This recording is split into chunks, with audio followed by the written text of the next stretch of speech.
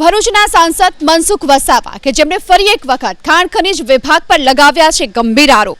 Social મીડિયામાં post કરી વરેડિયા ગામે ભૂખી ખાડીમાં માટીની ચોરીનું કૌભાંડ ધમધમતું હોવાની સાથે જ અધિકારીઓની મિલીભગતથી કૌભાંડ આચરાતું હોવાનું મનસુખ વસાવાએ આરોપ લગાવ્યો.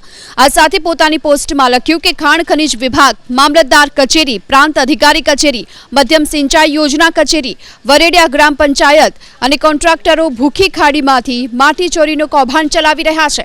આ માટી આસપાસના ધંધાર્થીઓને વેચવામાં આવી રહી છે અને ખેડૂતોના ખેતરોને પણ નુકસાન પહોંચી રહ્યું છે. પૈસાના લાલચુ અધિકારીઓએ મંદિર અને ગૌશાળામાં માટી પુરાણ કરવા મંજૂરી નથી આપતા અને લોકો મોટી નાણાકીય લેવડ દેવડ કરે છે તેમને મંજૂરી આપે છે.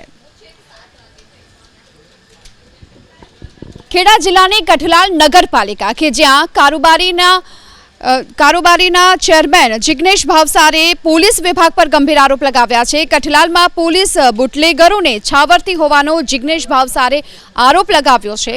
સોશિયલ મીડિયા પર પોસ્ટ કરી જિગ્નેશ ભાવસારે આરોપ લગાવ્યો કે ડી સ્ટાફના જમાદાર મોરજીભાઈ રબારી હપ્તા લઈ બુટલેગરોને છાવરી રહ્યા છે. કઠલાલ શહેરમાં પોલીસની મિલીભગતથી ખુલ્લેઆમ દારૂ વેચાઈ રહ્યો છે.